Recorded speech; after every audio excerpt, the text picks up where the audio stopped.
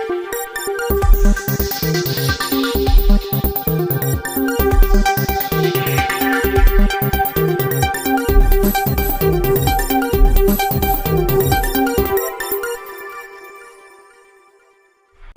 मैं रवीश कुमार। अभी तक आप राष्ट्र के नाम संदेश सुना करते थे। जब किसी को लगे कि सेठ देश को अपनी जेब में रखने लगा है, तब राष्ट्र के नाम संदेश सुनना बंद कर दीजिए। सेठ के नाम संदेश सुनाना शुरू कर दीजिए। आप चाहें तो अपने रेडियो चैनल पर सेठ की बात भी शुरू कर सकते हैं। संडे के दिन आज़ादी के आंदोलन के समय भारत के कई सेठों ने अपना बिजनेस दांव पर लगा दिया, इसलिए कि भारत आज़ाद हो और लोकतंत्र कायम हो। अब उसी आज़ाद भारत में कुछ सेठ ऐसे हैं जो लोकतंत्र और अभिव्यक्ति की आज़ादी को कुचलने के नए नए तरीकों में हिस्सेदार बनते जा रहे हैं। इसलिए सेठ के नाम संदेश जारी कर रहा हूं। कारोबार बहुत साफ है मेरी समझ में कि देश और समाज के लिए अत्यंत जरूरी है। दुनिया के अन्य देशों की तरह हमारे देश के सेठों ने भी समाज को बहुत कुछ दिया है, लेकिन हर सेठ को आप उसी एक चश्मे से नहीं देख सकते हैं। बहुत सारे सेठ होते हैं जो बहुत मेहनत करते हैं, अपना उत्पाद बनाते हैं, उस उत्पाद को लेकर दुनिया में विश्वास हासिल करते हैं, दूसरे अच्छे उत्पादों से प्रतिस्पर्धा करते हैं, पैसा कमाते हैं, समाज और देश को देते हैं। मगर दो चार सेठ ऐसे होते हैं जो राजनीति के बेहद खास होते हैं।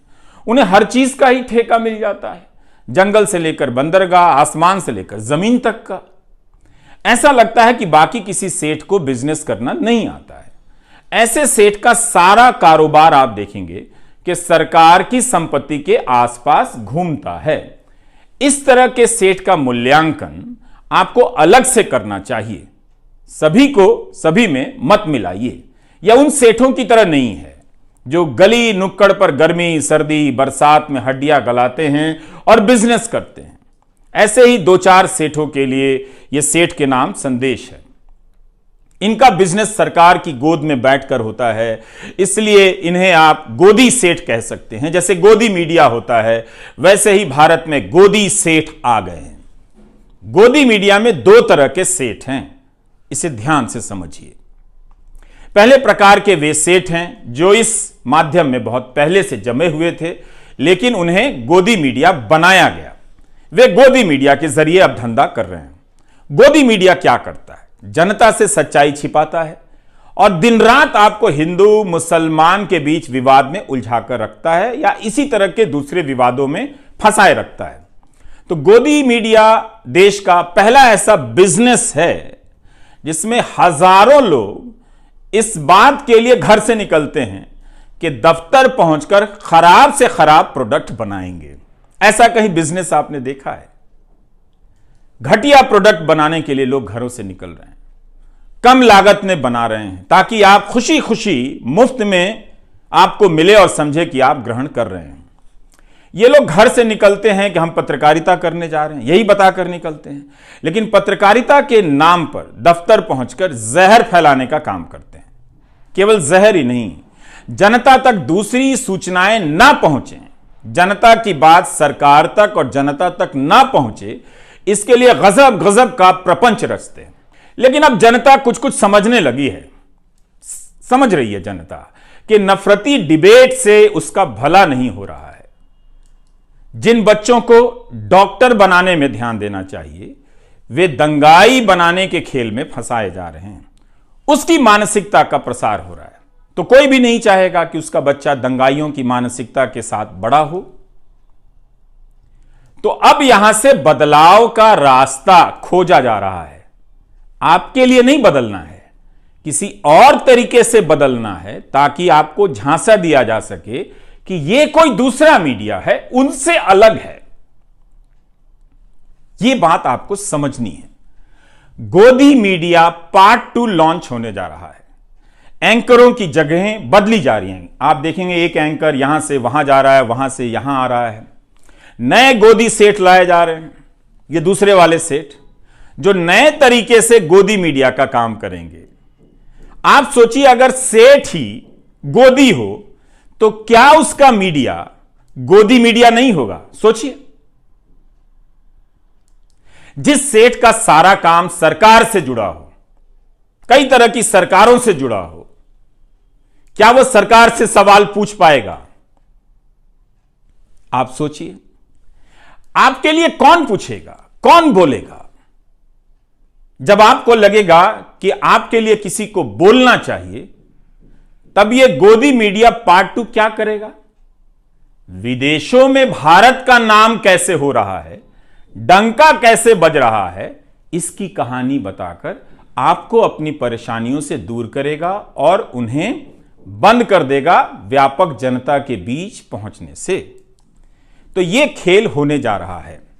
आपकी तनख्वाह 4 साल से नहीं बढ़ी है, बच्चों को पढ़ा नहीं पा रहे हैं, अच्छे कॉलेज नहीं हैं, और गोदी मीडिया इस पर बात नहीं करेगा। तो गोदी मीडिया पार्ट 2 में इसके लिए शरीफ एंकर लाए जाएंगे, जिनके बोलने का तरीका कुछ और हो, वो इसी सिस्टम के पार्ट हों, मगर वो जनता के बीच ज्यादा बदनाम अभी नहीं हुए हैं। तो ऐसे लोगों के हाथ में यह कमान सौंपी जाएगी और गोदी मीडिया पार्ट 2 लॉन्च होगा। इसलिए बताना चाहता हूं कि दुनिया में भारत की क्या स्थिति है, इसके नाम पर एक तरह से आपको चांद दिखाकर आपसे निवाला छीन लिया जाएगा। इसलिए गोदी मीडिया पार्ट 2 के खेल को ध्यान से आपको समझना है। इसमें आ रहे सेठों के धंधों पर नजर रखिए, उन धंधों को समझिए कि क्या है, कैसे मिला है और उन धंधों को लेकर किस तरह की बातें हुई हैं। ये जो गोदी सेठ हैं बाकी सेठों से बहुत अलग होते हैं। बाकी सेठ भी जानते हैं कि 2-4 गोदी सेठ हैं, उनकी ताकत बहुत बड़ी है, वो जो चाहें कर सकते हैं, हर चीज खरीद सकते हैं।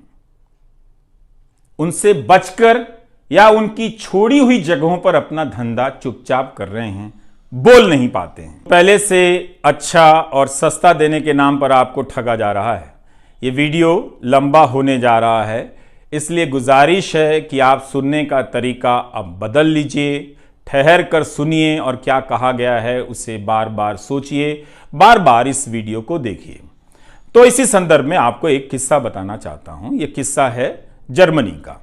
हिटलर को आइडिया आया कि 50 में से केवल एक ही जर्मन के पास कार है। तो वो आइडिया लेकर आता है कि सभी जर्मन के पास एक कार होनी चाहिए।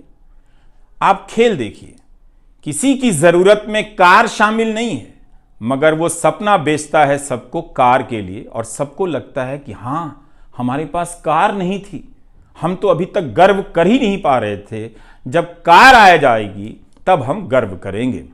तो इस किस्से को आपको खास संदर्भ के लिए बताना चाहता हूं। इन दिनों आप देखेंगे कि कार की जगह मुफ्त में मोबाइल डेटा बांटा जाता है और कई चीजें बांटी जाती हैं, जिससे आपको फायदा भी होता है। लेकिन सोचिए कि एक सस्ती चीज देकर बाकी कितनी चीजें, बेशकीमती चीजें आपसे ली जा रही हैं। इसका हिसाब करेंगे तब आपको खेल समझ आने लगेगा। तो मई 1937 में नाजी पार्टी की मजदूर इकाई एक कोऑपरेटिव बनाती है, फोक्सवैगन के नाम से फर्डिनेंड पोर्श को ले आती है, जो अमीरों की कार तब बनाया करते थे। बहुत ऑटोमोबाइल इंजीनियर थे उस समय के, बहुत ही लोकप्रिय ऑटोमोबाइल इंजीनियर थे फर्डिनेंड पोर्श। अब वो गरीबों के लिए, आम लोगों के लिए सस्ती कार की डिजाइन करने लग जाते हैं।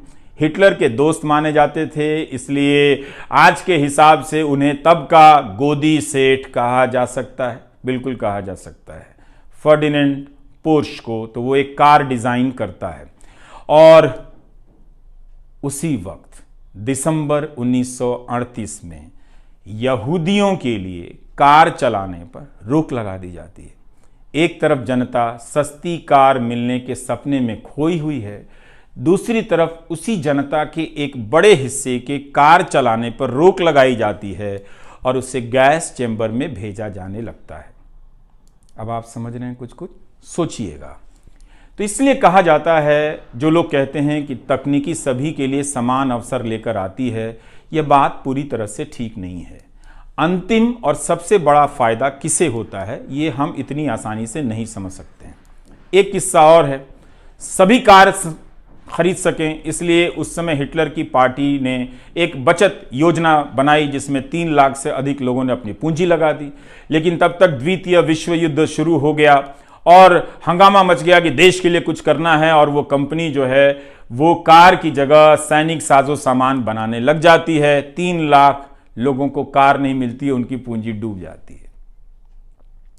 उस कंपनी में एक कामगार था जिसने बाद में अपना एक अनुभव बताया। 15,000 लोग बंधुआ मजदूरी करते थे। 350 लोग इसलिए मर गए कि उनके इलाज की कोई व्यवस्था नहीं की गई, यानी इंसान की वहां कोई कीमत नहीं थी। तो उस व्यक्ति ने क्या कहा, उसने कहा कि उसे कारखाने में ही समझ में आया कि वह एक गुलाम है। उस प्लांट में काम करते हुए उसने महसूस किया कि वह केवल एक सामान है, वस्तु है, व्यक्ति नहीं है जो केवल काम और काम कर सकता है किसी के इशारे पर। इसी समय गुलाम भारत के सेठ क्या कर रहे थे, उस इतिहास में जाएंगे तो आप सेठों पर गर्व करेंगे। बल्कि आज भी भारत के लाखों व्यापारी आज़ादी के आंदोलन में उस समय के सेठों की भूमिका पर गर्व करते हैं। ऐसी विरासत देकर गए हैं वो। हम सभी को करना चाहिए। हम केवल चंद बड़े सेठों के नाम जानते हैं जो मैं बताऊंगा, लेकिन उस वक्त देश भर के अनगिनत सेठों ने, कारोबारियों ने अपना बिजनेस दांव पर लगा दिया कि भारत आज़ाद हो, लोकतंत्र कायम हो। जमनालाल बजाज, वाडीलाल लल्लू भाई मेहता, सैमुअल एरन, लाला शंकर लाल भी सेठ ही थे। ब्रिटिश हुकूमत से लोहा ले लिया, सीधे कांग्रेस में शामिल हो गए जो उस वक्त आज़ादी के आंदोलन का नेतृत्व कर रही थी। जीडी बिरला, अंबालाल साराभाई, वाईचंद, हीराचंद जैसे सेठ कांग्रेस में शामिल नहीं हुए, ऐसे भी लोग थे, मगर बाहर से आंदोलन का समर्थन करते रहे। इनमें से कोई भी सामान्य सेठ नहीं था। हमारे हीरो हैं ये लोग, हमारी आज़ादी की लड़ाई की विरासत हैं। इन्हें भी छापा पड़ने और बिजनेस डूब जाने का डर रहा होगा, मगर ये उस डर से उस वक्त बाहर आ गए। इन सब सेठों के योगदान को आप ध्यान से देखिए, पता चलेगा कि कईयों ने अपनी दुकान जलाकर आज़ादी के आंदोलन को सींचा है। आज भी ऐसे कई सेठ हैं जो भारत को इन्हीं सपनों के साथ देखना चाहते हैं, आज भी, मगर वे डर गए हैं, डरा दिए गए हैं, इसलिए अब नहीं बोलते हैं। आपको याद है एक बार राहुल बजाज ने अमित शाह से एक सवाल पूछ लिया, कितना हंगामा मच गया था, बड़ी खबर बन गई थी, क्योंकि अब पब्लिक में आपके सेठ सरकार से सवाल नहीं करते हैं। एक समय था जब काफी बोला करते थे, इसलिए मुझे लगा कि सेठ के नाम संदेश जारी करना जरूरी है। तो आजादी के समय के सेठ बिजनेस तो कर रहे थे, मगर यह भी देख रहे थे कि जनता के साथ अन्याय हो रहा है। उन्होंने आजादी की लड़ाई में हाथ और धन दोनों बटा दिए। बेंगलुरु के हाजी उस्मान सेठ ने तो अपनी सारी पूंजी गांधी के आंदोलन को दे दी, आयात किया हुआ सारा सामान जला दिया। बाद में हाजी उस्मान की मौत किराए के मकान में हुई, लेकिन जब उनकी मैयत निकली तो इतने लोग शामिल हुए कि 5 किलोमीटर की लाइन बन गई। यह था सेठों के प्रति सम्मान, उनका आदर और उनका योगदान। तो जिस समय हिटलर की जर्मनी में सेठ उसके साथ मिलकर अपनी ही जनता को जला रहे थे, भारत में, गांधी के भारत में सेठ अपना बिजनेस जलाकर लोगों के अंधेरे घरों में दिया जला रहे थे। है ना उनका शानदार इतिहास। मीडिया को सेठ ही चलाते हैं। हर दौर में सेठ, मीडिया और सरकार की भूमिका और रिश्ते बदलते हैं। हर समय नई नजर से इन तीनों को देखने की जरूरत है। जब सारा मीडिया 2-4 सेठों के हाथ में चला जाएगा, तब अभिव्यक्ति का मैदान छोटा हो जाएगा। कई लोग इस खेल की तुलना हर तरह के सेठ से करते हैं, मगर यह खेल इतना सरल नहीं है। पिछले 8 साल में कई नए मीडिया संस्थान आए, जैसे caravan, wire, news laundry, scroll, article 14। यह भी मीडिया का काम करते हैं। क्या गोदी सेठ इनकी मदद कर सकता है, इनमें निवेश कर सकता है? नहीं, क्योंकि ये सरकार से सवाल करते हैं, झूठ का पर्दाफाश करते हैं। इसलिए गोदी सेठ का निवेश केवल धंधे के उसूल की तरह किया जाने वाला निवेश नहीं है। आप बेहतर तरीके से जानते हैं कि गोदी सेठ क्यों गोदी सेठ है। आप ही बेहतर बता सकते हैं कि यह सेठ किसका है, मतलब खुद बना है या किसी का एजेंट है। गोदी सेठ के पास दौलत बहुत है, ताकत बहुत है, बहुत ताकत है, मगर याद रखना चाहिए सभी को, गोदी सेठ को भी, कि यह भारत है। इसकी महान जनता को कोई गोदी सेठ चवन्नी ना समझे, उसके स्वाभिमान से ना खेले, वरना वो अपनी जेब से केवल एक एक चवन्नी निकाल कर रख देगी तो दौलत का ऐसा पहाड़ बन जाएगा और उसके सामने सेठ की सारी दौलत चवन्नी हो जाएगी। महान भारत की महान जनता का सामर्थ्य दुनिया के किसी भी नंबर के 2 नंबरी सेठ से बड़ा है, किसी भी नंबर के 2 नंबरी सेठ से बड़ा है। सेठ के नाम संदेश इसी मकसद के लिए है, बताने के लिए। पूरी दुनिया में देखिए, केवल भारत में नहीं है, सेठ लोग क्या कर रहे हैं। 2-4 ही सेठ होते हैं हर देश में, वो पूंजी को अपने नियंत्रण में कर लेते हैं, सारी पूंजी उनके पास होती है। ऐसे सेठ राजनीति की गोद में होते हैं और राजनीति इनकी गोद में होती है।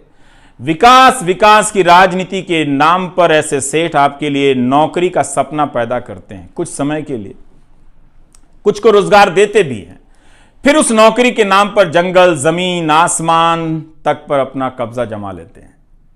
आप देखेंगे कि इस काम में 2 ही 3 सेठ होते हैं, ज्यादा से ज्यादा 10 होते हैं। किसी भी देश में देखिए, केवल भारत में नहीं है। इनका मकसद रोजगार और देश के लिए धन पैदा करना नहीं होता, अपने नेता के लिए जनता को निर्धन करना होता है, ताकि उस जनता को मुफ्त में 2-4 चीजें देकर एहसान किया जाए, जताने की कोशिश हो कि आपको हम दे रहे हैं, लेकिन आप गिनिए कि आपसे कितना वो ले रहे हैं। तो हर इस काम में हर देश में 2 ही 4 बड़े गोदी सेठ होते हैं जो हर तरह का मीडिया खरीद लेते हैं और बाद में जनता को खत्म कर देते हैं। मुमकिन है गोदी सेठ के यहां काम करने के लिए पत्रकारों की लाइन लग जाएगी। नौकरी है, मजबूरी है, यह बिल्कुल समझता हूं मैं। नौकरी ठुकरा देना सबके लिए मुमकिन नहीं है, लेकिन यह बात आपके भीतर साफ होनी चाहिए कि यह पत्रकारिता नहीं है। मैं ये अपराध बोध आप पर नहीं डालना चाहता, आपकी मजबूरियों को समझता हूं, मैं ये बात पत्रकारों से कह रहा हूं। फिर भी मैं कहना चाहता हूं कि याद रखिएगा, आप एक खतरनाक गोदी सेठों के यहां काम कर रहे हैं, ये बात आप याद रखिएगा। इसलिए जनता से कहता हूं कि आप गोदी मीडिया देखना बंद कर दें, ताकि गोदी चैनलों के पत्रकारों को आजादी मिल जाए। जनता का दबाव बढ़ेगा तो पत्रकारों को अच्छा काम करने का मौका मिल सकता है। इसके बाद भी गोदी सेठ के पत्रकार अगर वो नौकरी ना छोड़ पाए, उनके यहां नौकरी करने के लालच से अपने आप को ना रोक पाए, तो एक बेहद आसान रास्ता बताता हूं। जब वे दफ्तर से घर लौट कर आए तो अपने बच्चों से, पत्नी से, परिवार के सदस्यों से और रिश्तेदारों से उनके कान में कह दें कि भारत में पत्रकारिता खत्म कर दी गई है, ये लोकतंत्र नहीं है, जो खबर बताई जानी चाहिए वो खबर नहीं बताई जाती है। आज हमने कई ज़रूरी खबरों की हत्या की है, हत्या होते हुए देखी है। नए और अच्छे कहे जाने वाले पत्रकारों को लाया जाएगा, गोदी मीडिया पार्ट 2 लॉन्च होगा। ये बातें बहुत अच्छी करेंगे, शालीन तरीके से करेंगे, आपको पता भी नहीं चलेगा कि चीज़ें बदल गई हैं। पहले धक्का देकर आपको बाहर निकाला गया, अब कंधे पर हाथ रखकर, गर्दन सहलाकर आपका काम तमाम किया जाएगा। तो तमाम तरह के प्रोमो आएंगे जिससे लगेगा कि ये पत्रकारिता के तारणहार आ गए हैं, अब पत्रकारिता ये लोग बचा लेंगे। लेकिन इनकी भाषा पर गौर करते रहिएगा, इनकी आंखों में झांक कर देखिएगा।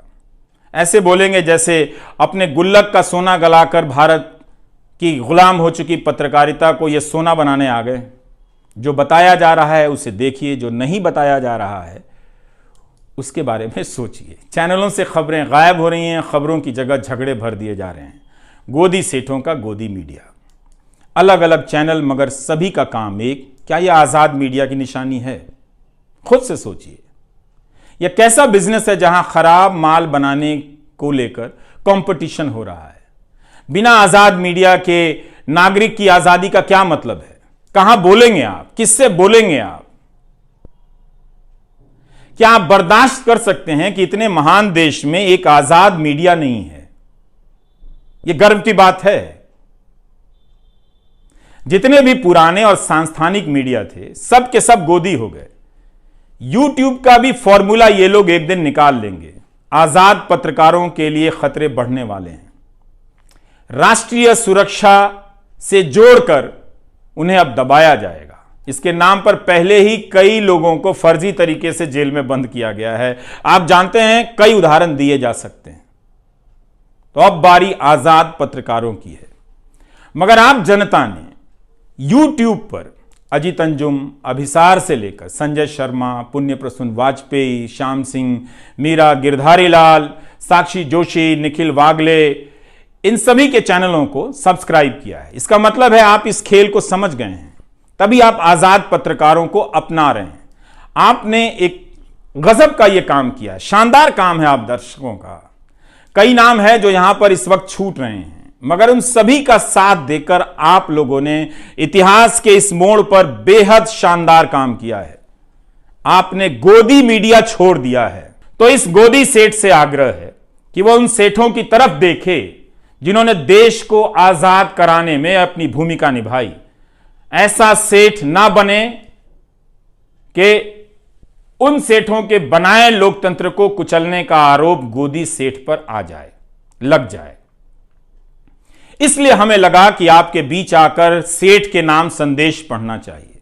गोदी सेठ को बताना बहुत जरूरी है कि वो बिजनेस करे, खूब बिजनेस करे, मगर इस लोकतंत्र का बिजनेस ना करे, सूचनाओं का धंधा ना करे। ये याद रखे, गोदी सेठ अपनी दौलत से इस देश की शान को चमकाए, कोई हर्ज नहीं है, मगर उसकी शान से खिलवाड़ ना करे। जनता देख रही है। एक छोटा सा किस्सा और, आप बजट के समय फिक्की नाम की संस्था के बारे में सुनते होंगे। यह उद्योगों की बहुत बड़ी संस्था है। इसका गठन 1927 में हुआ था। जीडी बिरला और पुरुषोत्तम दास ठाकुरदास ने किया। मकसद था कि जो भारतीय व्यापारी हैं उनके हितों की बात अंग्रेजों की सरकार से की जाए। पर देखिए इस बात को कि कैसे वो अपनी बात करने गए थे अंग्रेजों से, लेकिन समझने लगे देश की बात। जैसे जैसे वे अंग्रेजों के करीब गए, बात करने लगे, उन्हें दिखने लगा कि कैसे अंग्रेजों ने भारत की संपत्ति को लूट लिया है, कैसी कैसी नीतियां बनाई हैं। इन नीतियों की वजह से भारत के कारोबारी पनप नहीं पा रहे हैं। फिक्की से जुड़े बिजनेसमैन समझ गए कि उन्हें राजनीतिक कदम उठाने पड़ेंगे। 1928 में पुरुषोत्तम दास ने कहा कि हम अब और राजनीति से अलग नहीं रह सकते हैं, हमें आजादी की लड़ाई का हिस्सा होना पड़ेगा। यह हमारे व्यापारी वर्ग का शानदार इतिहास है। एक छोटा सा किस्सा और, 1937 में कांग्रेस ने कई प्रांतों में सरकार बनाई। इसी से जुड़ा जीडी बिरला का एक प्रसंग है। तब जीडी बिरला ने अंग्रेजी हुकूमत के अधिकारियों से कहा था कि कांग्रेस केवल संविधान के हिसाब से काम करने नहीं आ रही है, बल्कि आजादी के लक्ष्य को आगे बढ़ाने के लिए सरकार में आ रही है। अगर सरकार संवैधानिक सुधार नहीं करती है तो भारत सीधी कार्रवाई के लिए मजबूर हो जाएगा, यानी आजादी के आंदोलन के लिए। इसका मतलब तो यही था कि जनता अहिंसक रूप से सरकार की बात मानने से इनकार कर देगी, सिविल नाफरमानी कर देगी। यह हमारा इतिहास है। वक्त फिल्म में एक चिनॉय सेठ हुआ करता था, लेकिन अब वो गोदी सेठ में बदल गया है। इसलिए आज का वीडियो बनाना पड़ा, बताने के लिए कि गोदी सेठ भारत की जनता को चवन्नी ना समझे। मीडिया और पत्रकार बिक सकते हैं, लेकिन जनता को कोई नहीं खरीद सकता। क्या दिन थे जब हमारे सेठ अंग्रेजी हुकूमत पर दबाव डालते थे कि जनता का दमन मत कीजिए, कांग्रेस और प्रेस से बैन हटा दीजिए, मगर अपने बिजनेस को इसके लिए उन्होंने खतरे में डाल दिया। मगर आज हम कहाँ पहुँच रहे हैं, यही याद दिलाने के लिए था सेठ के नाम संदेश। गोदी चैनल देखना बंद कर दीजिए। बिना मेहनत के, बिना समय लगाए, बिना किसी खर्चे के आप अपने प्यारे देश के लिए इससे ज़्यादा कुछ नहीं कर सकते, इससे बेहतर कुछ नहीं कर सकते। नमस्कार।